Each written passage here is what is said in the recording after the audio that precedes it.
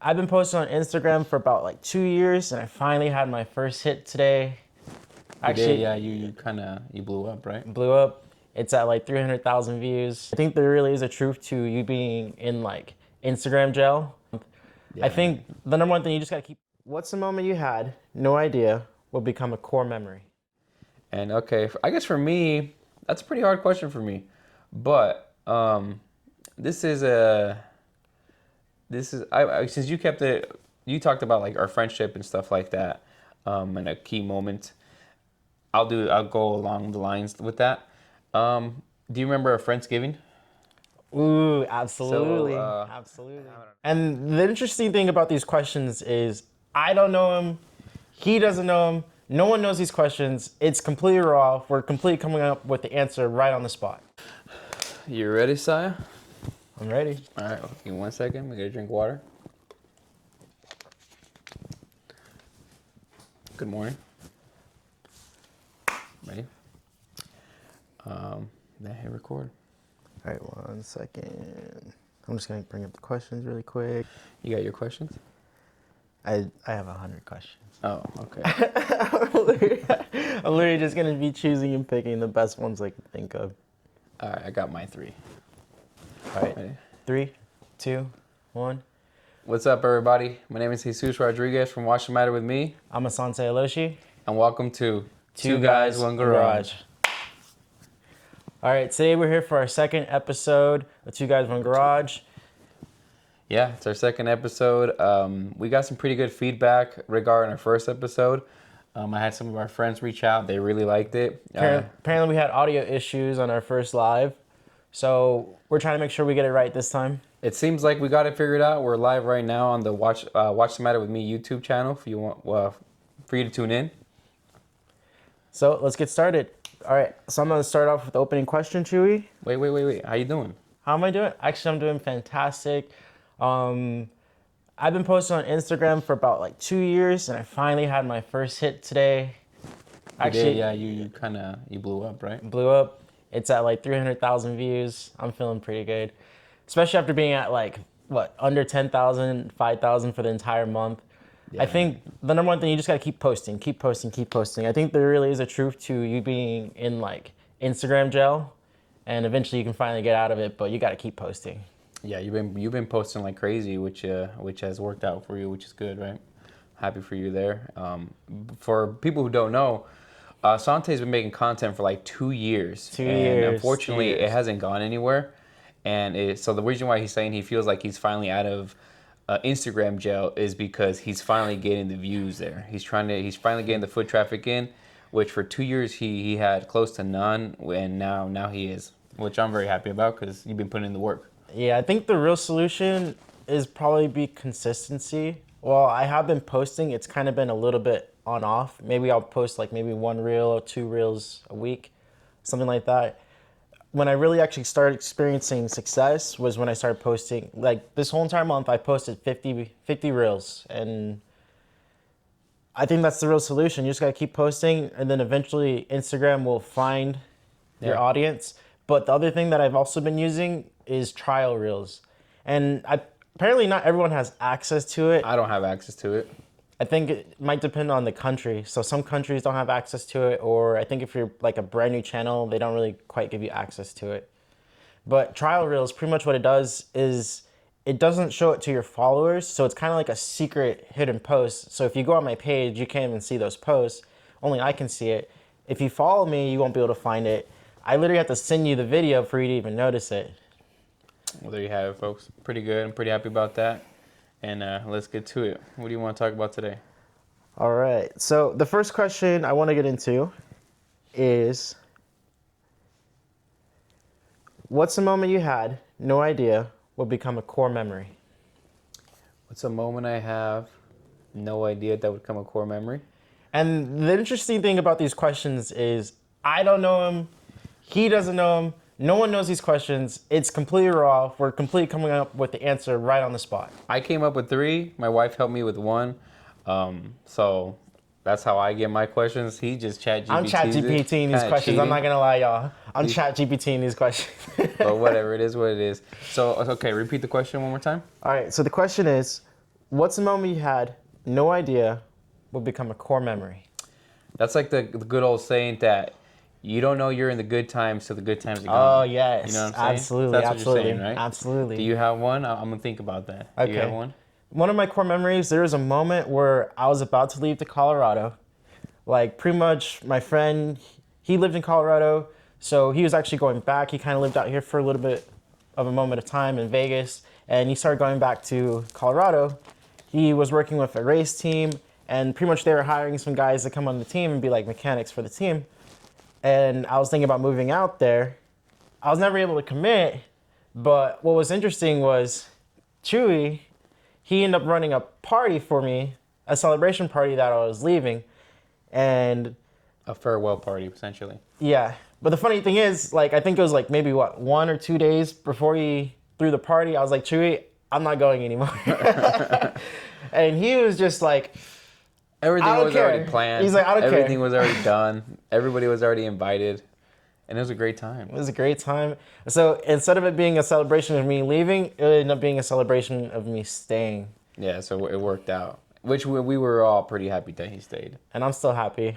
Like, I don't regret that decision. I think you even flew out there, didn't you, to check it Yeah, I out? flew out there. Flew out to Denver or something like that, and it was a little north of Denver, I believe.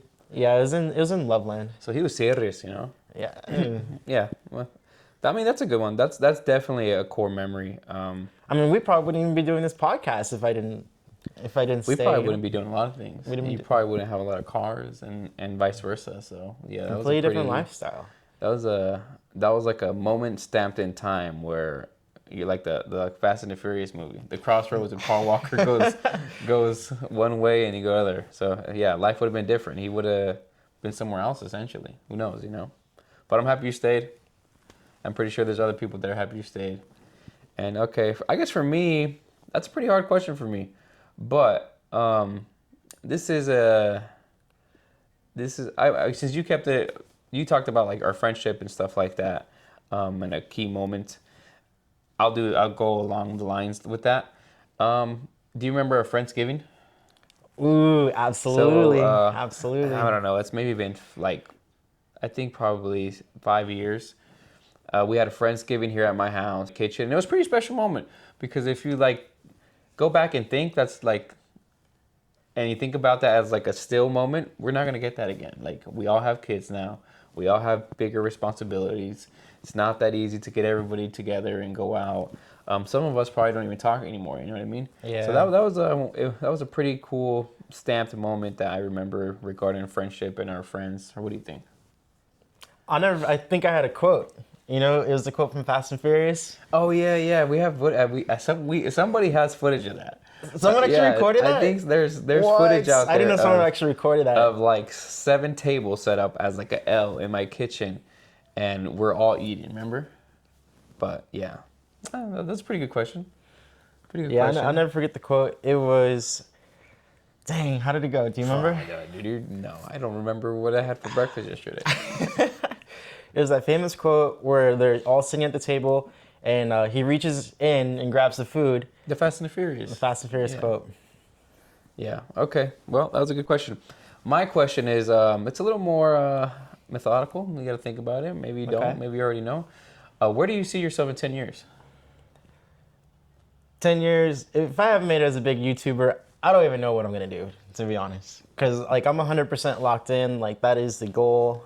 That is my plan. That's, like, everything I want. So, pretty much, like, if I could be, like, a poor man's Adam LZ, you know, I'll be super happy about that. Like, that's pretty much the goal. If I could be, like, poor man's Adam LZ. Well, what do you got to do to get there? Consistency. I think consistency is probably the number one thing. Try to post. I'm trying to become a bit more comfortable behind the camera. Like, when I'm with Chewy, it's a lot more easier because, you know, you have a friend. But when you're doing it by yourself, it's kind of awkward, to be honest, because you're just, like, looking at a camera lens. Like, you don't really have a real connection. But I'm hoping over time I grow and I get a little bit better at that. I mean, like I've said, I've been doing YouTube for about a month and a half now, almost 2 months. You as well. But the more content I create, the more times I get in front of a camera, the more comfortable I feel. So I think I've been telling you, because you're an overthinker, just commit to it, just do it, and just be you. Because if you're you, I mean, I don't see why you're not going to blow up. just be yourself, and it's gonna come to you. You know what I mean? And I mean, we're doing this right now, and Yeah. it feels totally like it feels like if the cameras aren't here, like we literally do this on the phone. We hang out. The other day we had the sim going with some pizza and our homie Rios. So it feels normal with just the light in our face, right?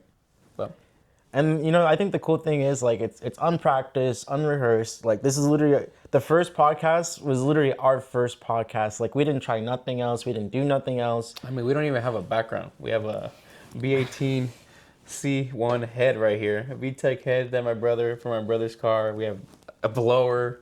This is it. Like we're sitting in 2 chairs. We're just doing it. Yeah, I think the head is a great idea for the background piece. I'm kind of cutting it off right now. It was a little upsetting, but whatever. For sure. And so I guess now myself, where would I see myself in 2 years? I don't know. I just, I don't know where I'd be in 10 years. I work in the automotive industry right now. I don't know if that's something I want to keep doing forever. I guess if you asked me like, hey, what's your dream? What would you like to accomplish in 10 years? Something I would say is probably owning my own business. Like I want to do YouTube as well, but I also want to own my own business. I make watch content, and like if you watch people who create watch content, there's like a cycle. It goes from like creating watch content to reviewing watch content to like having an online store selling watches or watch accessories to having a brick and mortar store. You know what I mean? Yeah. So something I definitely would inspire to would maybe own like a neo vintage small watch shop. Like my dream would be travel to Japan, look for gems. Japan would be nice. Look for gems out there, buy in bulk, come here, clean, service, and have like a little studio of not expensive timepieces because I don't know if that's the realm I want to go down, but maybe have like vintage Seikos, vintage Orient, vintage Longines from like the Quartz era, super slim.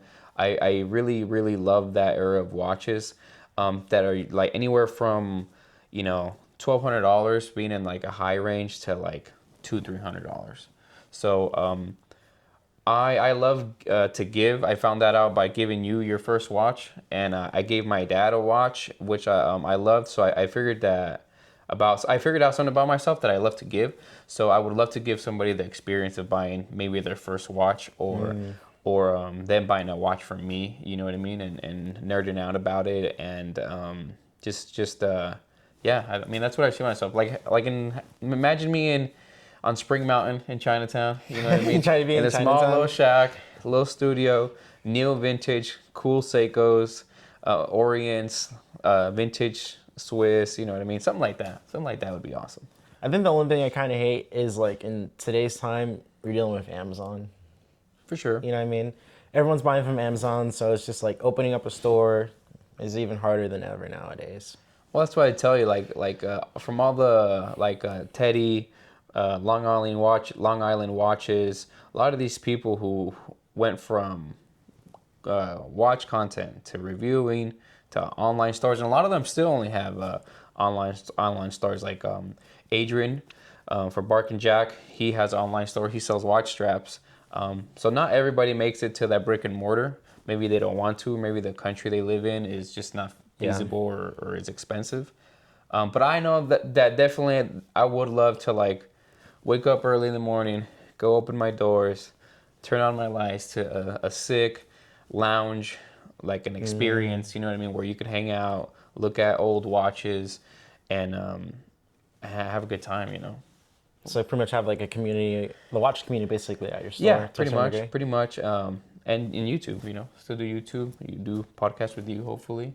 I mean, so that's where I would see myself in 10 years, or what I would like to be in 10 years. But I don't know, Hopefully we can make it there. End goal for me though, if I can make it down to Australia and go race in the World Time Attack Series, that would be sick. That would be one of my biggest dreams come true. Now, World Time Attack Series, this is something me and him, we've been talking about this since we met. We are both into circuit racing. It's weird because all our friends were into drag, right? Most of our friends are into drag racing. I don't find it as fun, I guess you could say, or as amusing or as challenging, and I could be wrong, you know what I mean? we were always into drifting and circuit racing. Yeah, circuit and racing. we always talked about World Time Attack, the famous 240. You know what I mean? Because I had a 240, he had a 240. Yeah, the race team under Suzuki. I aspire to be that guy. Pretty much what he did was he took a S chassis and he built it to pretty much the top of the line of all the cars. Pinnacle, as far as you could take that chassis, pretty much, right? As far as they take it. I'll never forget, he was like, I've done everything I could. I have to switch it up. And he ended up going to like double wishbone suspension all around and like To get faster? To get faster. Like he reached the limit of struts.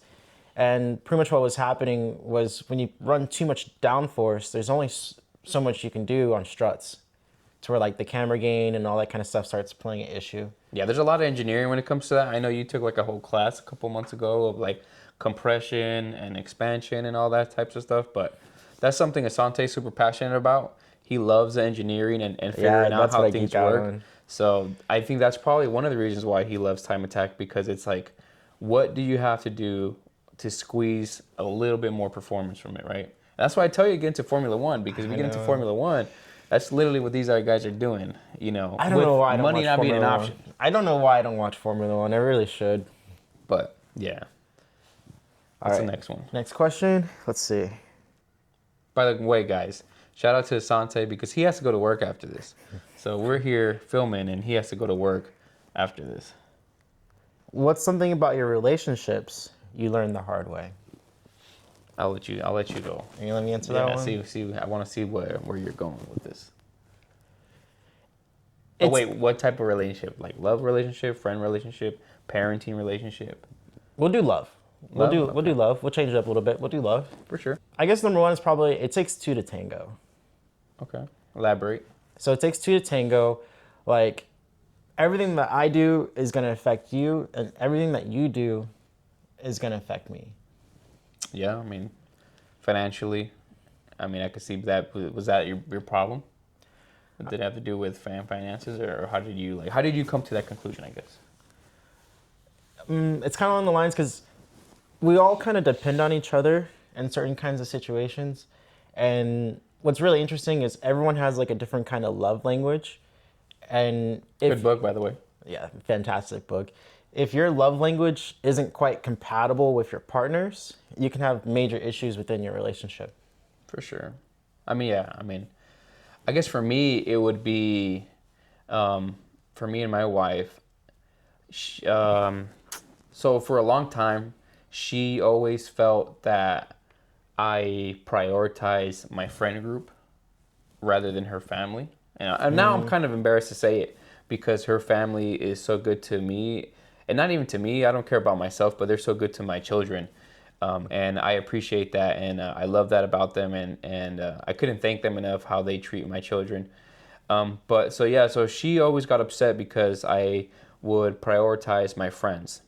Some of those friends I don't even have anymore. You know what I mean? But guess what? My wife's family is still my family, right? Right. Well, I'm still part of the family. So, and I'll give you an example. Like, for example, let's say that somebody called me and told me, hey, let's go do this, right? And she had plans with her family to do something, and I just wasn't aware. And I'd be like, no, I'm good. I'm gonna go do this with my friend or this, or maybe she needs some help or something, right, with her family. Well, there was a time and place where I would almost like, yeah, I'm gonna put that aside. I'm gonna go do me. You know what I mean? And that's just not how things are. You know what I mean? Especially if you have a family that treats you well. I mean, I could see that being a problem if you're in a family that's dysfunctional, or they're not very good to you, or they're a-holes, you know what I mean? But if you're part of a family that treats you well, I mean, why wouldn't you go do that?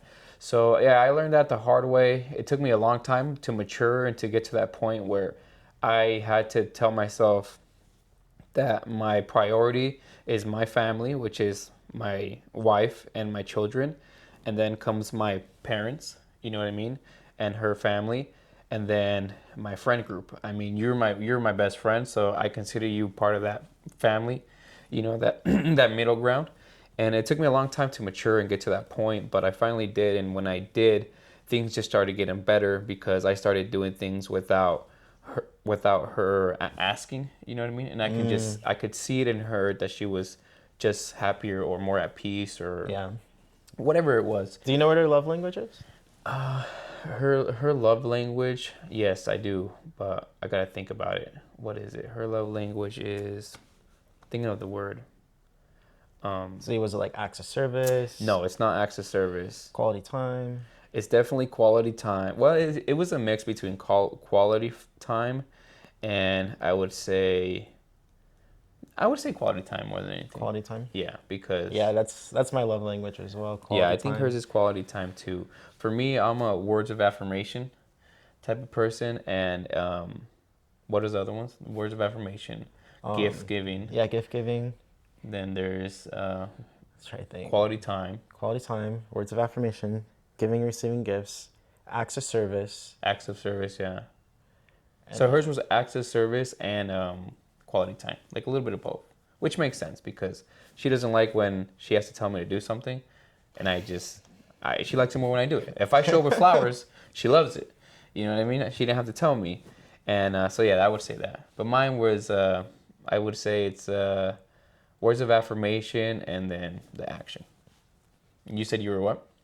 Mine's quality time. Oh, physical touch. That's the last one. that That's one's the last one. touch. Physical touch. Yeah. But I think everybody has to have a little bit of physical touch. Well, we all have a little bit of every single quality, but there's like one or two like you cannot live without. And if you don't get that one or two, then you don't even feel loved. And that's what's really interesting. I think you have to have physical touch because if you don't have physical touch, there's no connection there. In theory. Well, In theory. there you have it. In What's your guys' theory. love language? You know what I mean?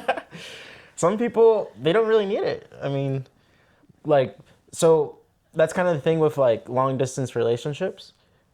Some people are okay with long distance relationships, and there's some people who completely struggle because if your love language is physical touch, you're cooked. Like, I guess that makes like I'd be sense. cooked. Or quality time. I mean, maybe quality time through a phone screen or Zoom. I don't know. That might be. That's not quality I don't, time. I don't, That's I don't, time, but that's not time. I quality think that's time. quality time. No, Yeah. but like if you're long distance relationship, I'm not gonna lie, that relationship might be cooked. Yeah, yeah. Cause yeah, for me, my love language is physical touch and then quality time. So if I'm not spending time with you, if I'm not holding you, hugging you, etc., like our relationship's low key cooked. I mean, I'm faithful, so I'll stay in the game, and everything. But Sure. definitely hurts the relationship for sure. This is a good segment to my question because, and I'll answer it first. What would be, if you disappeared tomorrow and you can leave one message to the youth, what message would that be? And Dang, you're gonna hit that's me with where this my question? message comes in because we're literally talking about a book. And I would say to read. There's a saying that a man who doesn't read lives one life, and a man that reads lives many. And it took me, and I think we're on the same boat. It took you a while for us to kind of get to that point of us reading. Probably our mid-20s, to be honest, right? Yeah. Took till like our mid-20s. So if I disappeared tomorrow and I could leave the generation before the next generation any advice, and they might not listen to it because I've tried to implement it with younger people at work, it would be definitely to read. You know what I mean? Like read some good books, read some what's it called? Self-help. Read some self-help, and even if you read like fiction, I mean, when you're reading, it takes you to another dimension, kind of like when you're watching a movie, and it distracts you, and it's good for your mental health and to get away from it all. So even if it's fiction, you know what I mean. But I would definitely tell them to read history, read self-help books. Financial books. I mean, financial books probably help me and you a ton. You know what I mean? Absolutely. Strategy. You know what I mean? Like Your Next 5 Moves by Patrick McDavid. It was a great book. I have both of his books.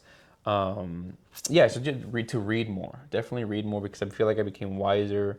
I matured more.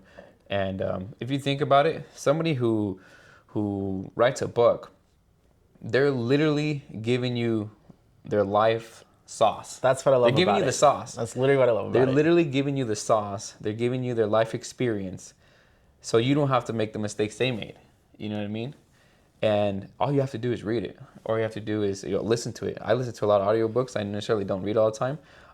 But that's something I'm excited for my children, is to get them into reading and for them to experience, you can experience cultures, you can experience business, you can experience history, like romance, fiction, anything. So that's something I would say. How about yourself? Yeah, I think that's a fantastic answer. Like, pretty much with a story or a book or anything like that, you're literally capturing all that person's life experiences, and it just takes you a couple hours to pick up. It could take you a whole entire lifetime to learn everything this man learned or woman learned and put into For this sure. book. And now you just picked it up in an instant, and then you can use it. And basically, yeah, you pretty much become many lives. See, if I only had one statement, man, that's so tough. That's It so is. tough because there's so much. There's so much I would say. There's so many things I would love to like impart into someone. Like, I just feel like reading would kind of like be yeah, so reading kind of big. encompasses so much. There's so much you can pick up and learn. Dang, one last statement. One Yeah, last one last statement. statement. What would it be? I feel like I know what you would say. You know what I mean? I think I can't say it. I can't say one last. There's just so Let me much. tell you. Let me tell you. Let me see if this is something you would say because I feel like I know what you would say. Yeah, I feel like you would tell somebody who's young because I know you to chase their dream. I would absolutely say that as well. You know what I mean? I would 110%, yeah, chase your dream, never give up, always lock in, always try to look forward to something. Another thing, there's just so much I would say. Like, I'm not gonna lie, I can't just give one bullet point. I gotta go. Go ahead. I mean, we got So, an hour. there's a couple things I would say. One thing I would probably go and say is definitely realize that there's something you can learn from everybody. It doesn't even matter if it's a baby or an 80-year-old person. There's something you can learn from everybody. Always pay attention, always listen to everyone, and always listen to everything that everyone has to say because you never know when they might give you a gem. Yeah, that's 100% So facts. that's one thing I would say. Chase your dreams, always lock in. That's another thing I'd probably say. I feel like Read, you would say that. 110%, always read. And then, let's see what else. I think if you're just kind of living just to live, in a way, you're kind of wasting your time. Like, you only have one life, or, many people believe you have multiple lives, but essentially, you only have one version of this current lifestyle that you're in. Right. And in my opinion, you need to maximize and lock in. Treat every single day like it's your last day. Every single moment, every single experience you have with everybody, treat it like it's the last moment. Like, there's one interesting quote from like Will Smith is kind of along the lines of his dad was dying, so he would go to see his dad in the hospital every single day because he never knew when it would be the last day. The doctor said he'd pretty much die. At this point, it was like 3 months ago. So every single day he would go and see his dad, and he would go and hug his dad, and he would hug his dad and say goodbye, Like it was last. like Time. it was the last time I'll ever see you. That's pretty. That's something like some way I live. How can I say it? That's the way I live my life. To a point because like I personally, myself, and my parents live in the same state I do, in the same city I do. I try to see my parents as much as I can. I try to visit them as much as I can, and I call them every single day, multiple times a day, just for the same thing you just said. You don't know when the last day is. You know what I mean? Yeah. You don't know. Me and my wife like to have this saying that never leave the house mad at each other. You know what I mean?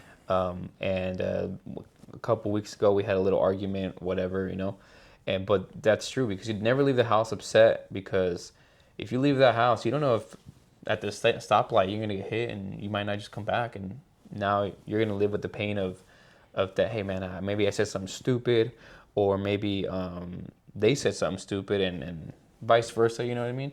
So that for sure. Yeah, and that might be the last thing you ever said to them. Absolutely. And yeah, I mean, I call my parents every single day. If you have your parents still, even if the relationship is not, 100% there, let's say you have a decent relationship, try to make it a great relationship. They're the ones who brought you up to this. They're the ones who brought you to this earth, and you don't know the hardships they went to maybe you had a rough time growing up, but you don't know you don't know the hardships they had to just give you what you had or what you didn't have, or Yeah. you know what I mean? And that's something that I think the young generation, they don't think about that. I mean, you see these kids, you go to the store and you see how these kids talk to their parents. I'm like, dude, like, My mom would slap the crap out of me Kids these days, they if I have did no that. respect. You know what I Kids mean? these days have no respect. But there's like no perspective because the internet is raising the children. You know what I mean? Moms are working now because everything is super expensive, and the internet's raising your children. You know what I mean? I was fortunate enough. I didn't have a lot, but I also didn't need a lot. I didn't have cable. Yeah. I didn't have internet. I didn't have video games like that. But I had my mom at home. You know what I mean? And she educated us, and she brought us up. And now it's very unfortunate because not a lot of people have that anymore. Both parents have to work to just survive. You know? Yeah, it later takes two people. Yeah. And I think that's where society went wrong.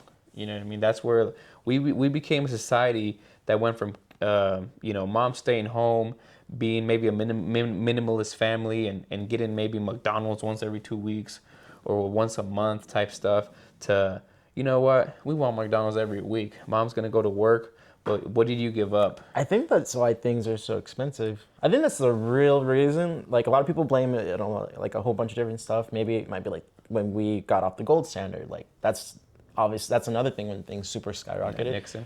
But I think another thing is it's when mom started going to work. So now you have two people's incomes inside of the economy, and I think that started affecting everything in the process. I'm saying that's where you go back to keeping up with the Joneses, though, because like my dad was doing it. You know, he was able to afford a home, have a bank account, and put food on the table with just one income, right? But now everybody wants a new car, everybody wants a new phone. Everything's so materialistic that you're forced to go work because if not, you're not going to be able to afford those goods. Yeah. Meanwhile, your kids at home, the internet's raising your kids, or they're just playing video games, eating microwave dinners, and the obesity's up. Kids are disrespectful. Like I feel like that's where everything started going downhill in our society, is when moms started going to work. Everything just got worse. And shout out to all the single moms out there. There's a lot of them who are, barely getting by. Yeah. And single dads as well. You know what I mean? But I think that's where I'm at. Yeah, a lot of people are struggling out there. Yeah, a lot of people are struggling, but live below your means. You know what I mean? Live below your means. Even if sometimes people don't understand that you might live below your means for a while, but that's going to slingshot you or set you up to be in a better financial, better geological, spot later in life. You know what I mean? It's temporary. Sometimes it's just temporary. And you just gotta take the pain for a little bit, and it's gonna get better. Do you think people are happier in No. general in today's time? I think people are miserable. You think people are miserable? I think people are absolutely miserable. Why? Because, I mean, like, what do we have right now? We're having a physical, what do you say, connection? We're having a talk. Right. We're talking. People don't talk anymore. You know what I mean? How many, like I said, I call my mom every day. How many people don't call their mom every day? You know what I mean? How many people are just worried about, posting on Instagram and making their life seem one way when their life is actually another way? You know what I mean? I think people are probably we're living in the best time to be alive. And just because we're living in the best time to be alive, I think people are the most miserable they've probably ever been. Very interesting take. So there was a study. It's like, are people happier? And what's interesting is it depends on where you live. Yeah. So if you live in a more higher economical state or location, like a metropolitan, a lot of people aren't as happy as if they were to live in the country. I could see that being 100%. And the studies kind of show it's kind of mostly related to community. So, that physical connection. Mm-hmm. People who live more like in the country and stuff like that, they're a lot more likely to spend time with family, spend time with friends, actually talk. You actually know your neighbor. The more higher income usually you go, the less likely you are to know your neighbor. Yeah, that makes a lot of sense. So, there's studies where it's like, yeah, if you make more money, you'll become happier. But there's also like a kind of twisted take where the more money you make, the less connections less real actual personal connections you actually have. Yeah, I know. I just came back about a month ago from visiting my family up in Wisconsin, and small town up near Green Bay and Appleton area, very, very small compared to us. And the people out there, man, they just seem so much happier. Like, I rented a car out there. I was driving now between my cousins and my family's house, and I was literally sitting on the highway, frustrated because people were going I remember 65 you miles telling an me about hour. that. I remember you And telling me people were about going that. 65 miles an hour, and I'm so frustrated because I'm trying to get to from point A to point B, and I have to remind myself, hey, relax, calm down. You're not at home. You don't need to be there a certain time. Just take it easy. And after I adapted to like the slower pace, oh man, it was so refreshing. And what's really funny, you said you can get to what? Point A to point B, like the entire town in like 30 minutes, Yeah, you said? so I have an aunt that lives in Appleton, Wisconsin, right? And I have my other aunt, my grandma that lives in Green Bay, Wisconsin. They're probably maybe 25 to 35 minutes, depending on traffic and conditions of the weather, right? Right. But here we live in Vegas. I mean, literally, if you where you live in Aliante, you can go from Aliante to Henderson and take you more than that. Yeah, it You know took what I me mean? 30 minutes just to get to your house. Yeah, it took him 30 minutes to get to my house. So when my family's like, "Oh, we got to drive over there," and I'm like, what are you talking about? Like, what are you talking about? You know what I mean? Like, that's like around the corner. But yeah, you just. But same thing with like the grocery store. Like, I would leave my aunt's house to go to the grocery store. 2 minutes, I was there. Like literally, I was like at the grocery store, or like you can be at the gym, or you could be like at work in 5-10 minutes. Everything's so close, and the community's small, and it's just like, man, can you imagine living like that? It'd probably be a lot A happier. lot happier. Like, so the study was kind of like, so if, when people are poor or have less income, they're probably going to need help more often. So you're more likely to go to your neighbor, like, oh, can I get a cup of sugar? Or, something like that. And that's kind of what builds the community. Human beings, we're all social people. So we need to talk. We need to actually communicate. That's how we survive as a species. And I think that's probably maybe around the lines why we actually get happier when we communicate because we get that dopamine hit. And, kind of like what we talked about last podcast, we need dopamine because it's what The reward. it's the reward system. It's what keeps reward us chemical. alive. Okay. All That's right. pretty good. So we're gonna get into the next question.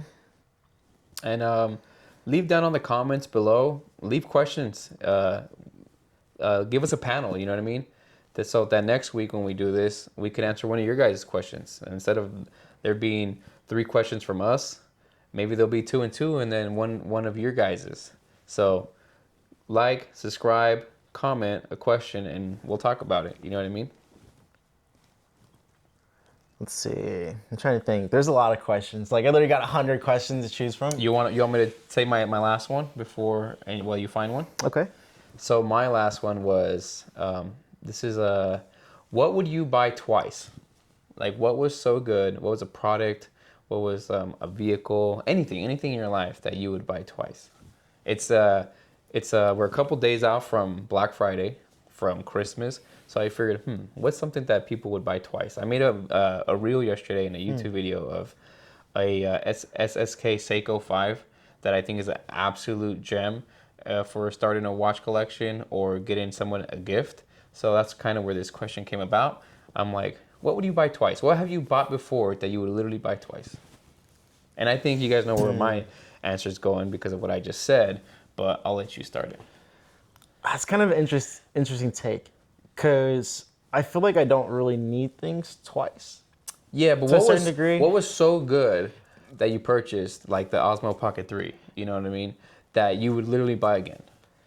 Well, if we're not gonna get too deep into the question, No, it doesn't have to be if deep. it's not It gonna could be just be deep, whatever. if we're gonna give you kind of a shallow answer, I would say multiple cameras. Like the camera that we're filming on is the Osmo Pocket 3.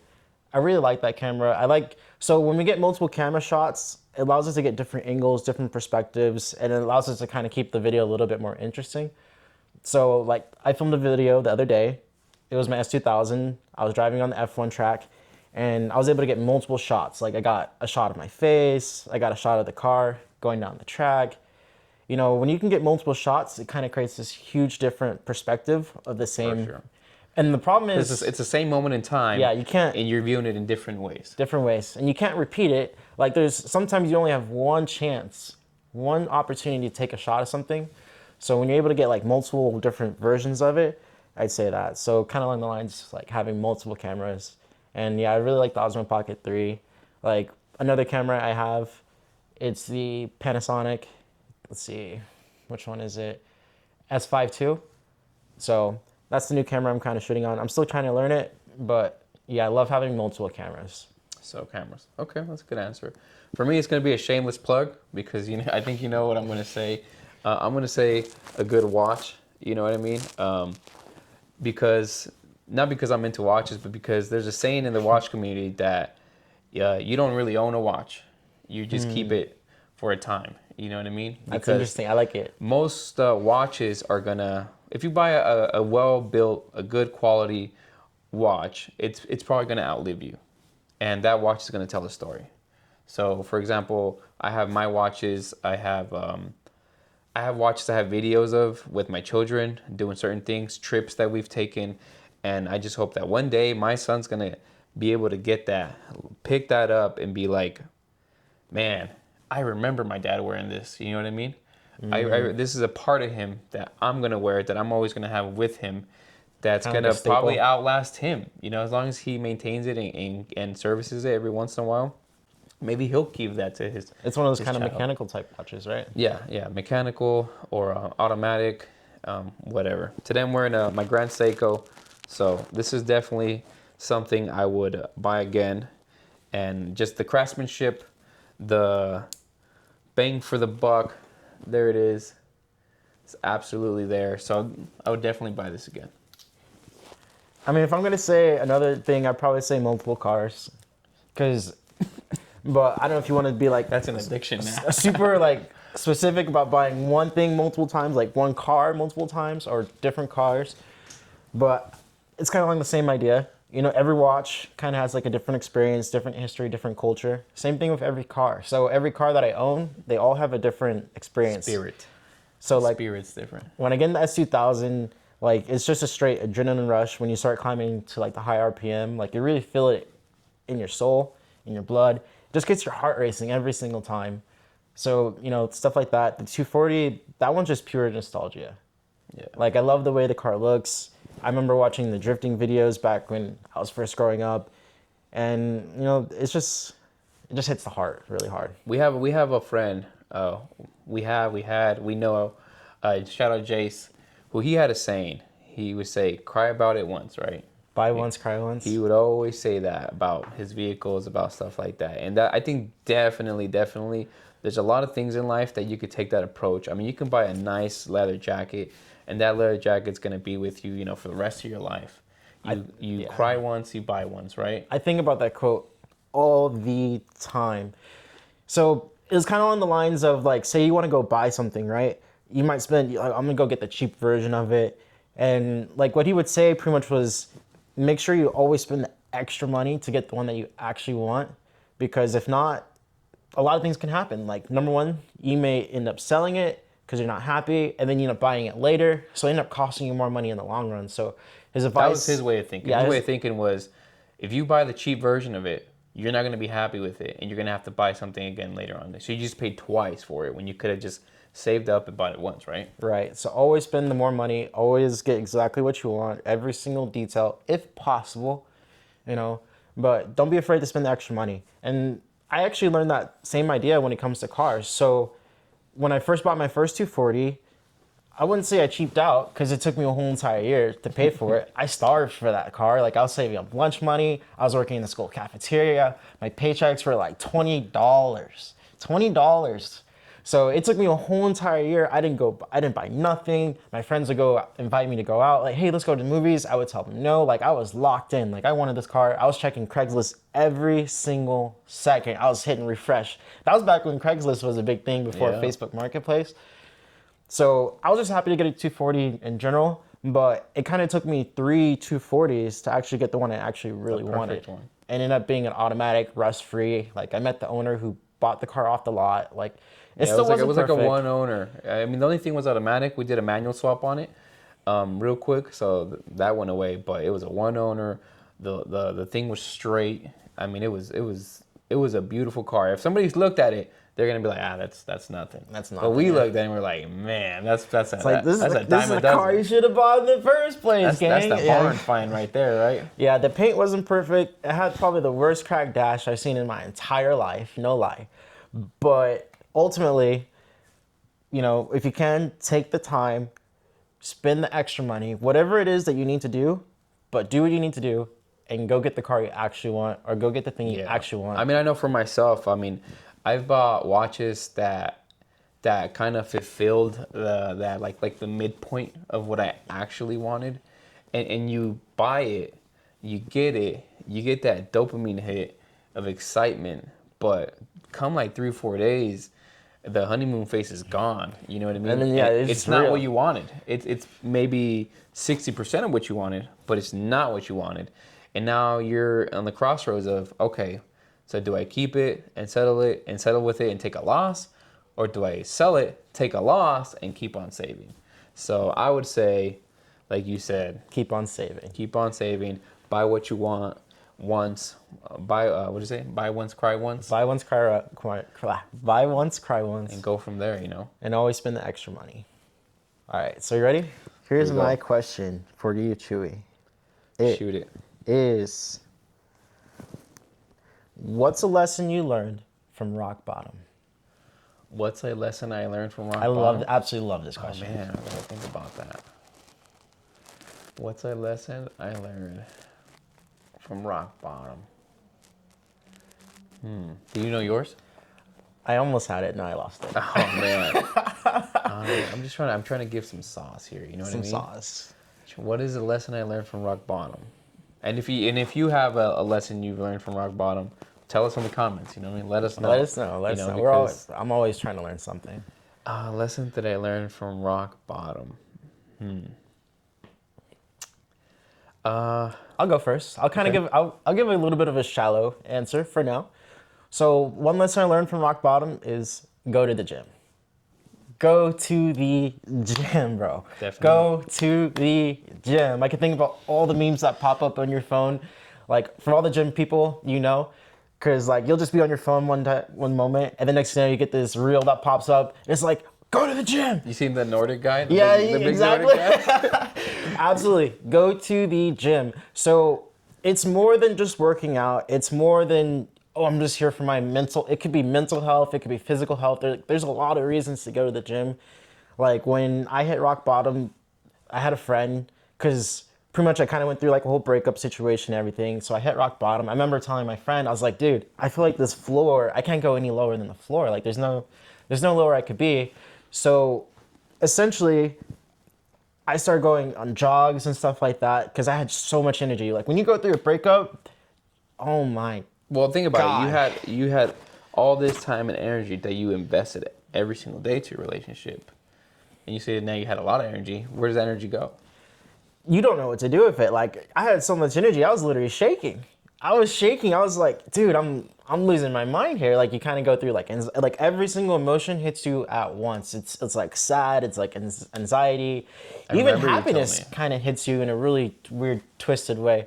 So like you just get like emotionally flooded, and you just have infinite energy.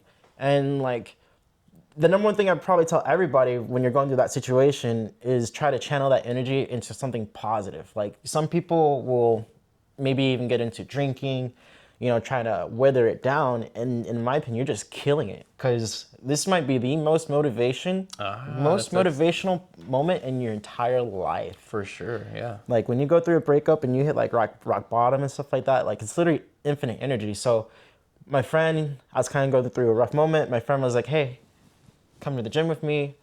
Forget those walks. Walks are amazing. Don't get me wrong. Walks are amazing.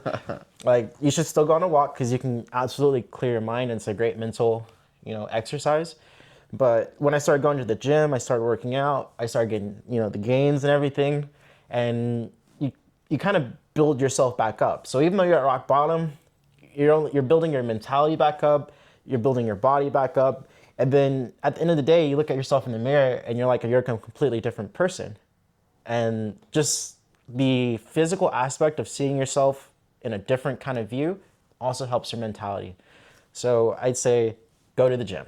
Well, that's a great answer. Go to the gym. Answer. Go to the gym, like the Nordic guy says on Instagram. You know what I mean? Go to the gym. It changes you. It makes you a better person. And what's kind of interesting is the way you look as a person is the way people treat you. And it's really sad to say that, you know, if you're overweight or anything like that, people will treat you differently. People will treat you poorly. If you're in shape, people will treat you a certain kind of way. If you're black, white, I mean, everything. I know there's people out there who wear a suit just because of that every day. You know what I mean? Because of the perspective that wearing a suit gives to everybody else. Exactly. It's like there's kind of a saying, if it looks like a duck, it quacks like a duck, it's a duck. So, like, if you look Quack. homeless, people will treat you homeless. It doesn't, you could be the best person. This is kind of what I tell people. You could be the best person in the entire world. It does not matter. If you present yourself a certain kind of way, people will see that and they will treat you and judge you a certain kind of way. So, you know, why not always try to put on your best face, like shave, you know, shower, you know, all that kind of stuff. Like go the extra yards to present yourself in the absolute best way that you can. And that's why going to the gym is important, because it kind of makes you become the best version of yourself to a certain degree. And people will treat you differently. And there's another interesting fact.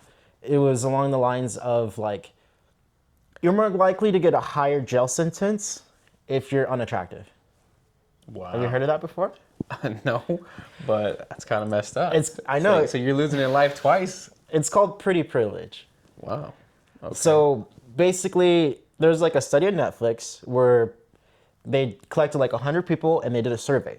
And what they did was they posted a crime sentence, and then they had a picture of someone's face. And they did someone that was pretty, and then they did someone that was less attractive. And they said, okay, how many years should this person get for the crime that they committed? They both committed the same exact crime. And the person that was less attractive got like double the time. So it was like, oh, we're gonna give this person 8 years. And then the person that was pretty, they gave them like, oh, we're gonna give them 3 years. So Asante's saying, dress well, Dress well. shave. If you're a woman, do your makeup. You know, be as presentable as you can. That's what you're saying. Yeah, right? put on your best face. And then especially like if you're black or you're already kind of dealing with those issues, people already think you're a threat. So, you know, definitely don't wear like, you know, thug stuff. Like, like you're not helping us. You're not, you know, everything with like the police that's brutality hilarious. that's going on. Like, you're already seen as a threat. You know, that's kind of the problem with being African American. You got to deal with those issues. You're already seen as a threat. So, like, in my opinion, you know, always try to put on something that's less likely to be threatening. For sure, yeah. That's a good one. Mine's not as deep as yours. Mine's not as deep Mine as yours. was shallow, became deep. I'm not No, gonna lie. yours were you. That was pretty deep. Mine's not, maybe not rock bottom, but there's a lot of reflecting, and my daughter just woke up, so I'll make this quick. We're almost at an hour. Mine was how can I say it? So I'm a parent. I'm a dad, proud dad, and I would say there's a huge lesson I learned because my wife sent me a picture or video the other day of myself, and it's so I'm a dad in a weird time. I'm a dad in a time where, you know, it's perfectly okay for society to tell your son that it's okay to be a girl and tell your daughter that it's okay to be a boy, and that just goes against my beliefs and how I see the world. I think that once they get to an age of maturity, they can make their own decisions, and I'm more than happy to support them after that point in time, because at that time, hopefully they're mature enough. And even at 18, I don't think that's mature enough, because I know I was doing things I regret at 18. And I think there's like a lot of social programming, you know? Definitely a lot of social programming. So I'm living in a time where, like, me and my dad are having a conversation where he's like, "Son, why are you such a hard butt with your son, right?" And that's where I started telling him, like, "Dad, like when I went to school, did you have to worry about them grooming your child? You know what I mean? They literally have books of boys performing sexual acts to other boys in elementary schools. You know what I mean? Elementary schools, yeah. I mean, the Clark County, Right. what's it called? They had a whole meeting here about it, right? They have some crazy books. They're pushing some crazy stuff to the children, which I don't agree with. And so, kind of COVID, when my son was born, between everything going on, I was like a hard butt on my son. And because I feel like I got to get him ready for this world that, especially now, you know, they don't want him to succeed. You know what I mean? Like the whole feminine movement and all that stuff. You know what I mean? So I was a hard butt to my son. There's photos and like what's it called, videos of my wife recording me being a hard butt with him, and I see it now, and I'm like, man, he's not my little boy anymore. He's growing up so fast. So that was They do like grow up fast. that was a, as guy talk. So that was a kick in the nuts. That was a kick in the nuts. Me seeing those photos, me seeing the the way I was being with him that wasn't cool, or I was just, and it was not that I was just being mean to him. You know what I mean? I was trying to toughen him up, but he was still little. I was trying to toughen him up and like, you're okay, get up. You know what I mean? Stuff like that. And now when I look back, it's like it's definitely kicking the nuts because I'm like, I was being a hard on him. He still didn't know right from wrong. And That's kind of like that story I sent you. Or no, it was the story from How to Win Friends and Influence People. Yeah. Father Forgets. So yeah, that's definitely mine. That was maybe not rock bottom, but it was definitely, like I said, for the third time, a kick in the nuts and definitely a moment of reflection for raising your children, and it's now I feel bad because with my daughter, I have a daughter as well. I'm like the complete opposite, but because like I already kind of went through that, like my son taught me that. Well, interesting take. You should raise them differently. I still think you should be a little tough, with your son, but then try to be, very soft with your daughter. I try to be hard with my daughter as well because I'm trying to get her ready as well. I'm softer, but I still like my wife be like, let's see you be hard with her, and I'm trying to still be hard with her, just in a different way. But yeah, I think I mean, you might agree or not agree with this. I think boys should be raised one way, and I think girls should be raised another way. You know what I mean? That's just what I think. I could be wrong. I agree because, both genders have different struggles in society. Yeah, for sure. Like I said, we're raising kids in a crazy, crazy, crazy world, and 90% of the problems or things that are going on now, my dad didn't have to face. My dad's biggest concern was, is there beans, rice, and tortillas on the table? You know what I mean? That was his biggest concern. He didn't have to worry about grooming, about these Netflix shows that are grooming children. You know what I mean? My son was watching Jurassic Park, and there's two chicks kissing in the cartoon, which there's I'm not saying to me there is something wrong with that because that's targeted to kids, but let them make a decision when they're older. Let them, go their own way when they get to a certain point in life. Why are you pushing that? You know what I mean? So that's definitely mine. But looks like we're in at an hour. All right, so we're going to close this up. Any closing statements? I appreciate everyone who tunes in and watches the show. We like to do this raw. We're both kind of learning this, and it takes us a lot of time to put this together. So I thank you to anybody who stayed till the end and watched it with us. Appreciate you for tuning in, and definitely shoot us some comments. I want to learn some things from you guys. Tell us what you think about the show, what we can improve on, and ask us any questions. Yeah, I also want to say thank you very much for taking the time to, if you made it till the end, thank you very much for taking the time to do that, to listening. There's some friends who have texted me with, hey, it's great, or even a little bit of constructive criticism to make it better. We're absorbing that. We're new at this. We don't know how everything works, so we appreciate that. The comments that they've left on Instagram, we appreciate that because we're learning from you as well. Yeah. So thank you for that. I want to give a shout out to Fernando because he's been on our content like crazy. I want to give a shout out to Alex that I play softball with because he listened to the whole podcast. He said it was great. He was actually listening to it while he was working at GMC where we were talking about, which was hilarious. So I just want to say thank you. You can find me at Watch the Matter with Me on YouTube and on Instagram. I'm asante.hiloshee on YouTube and Instagram as well. And hopefully we'll see you next week. Oh, there goes the phone. All right, thank you guys. Did you hear my daughter? I did. Oh, let's end this live. What do you think? It's pretty good, pretty good. That was pretty good, right?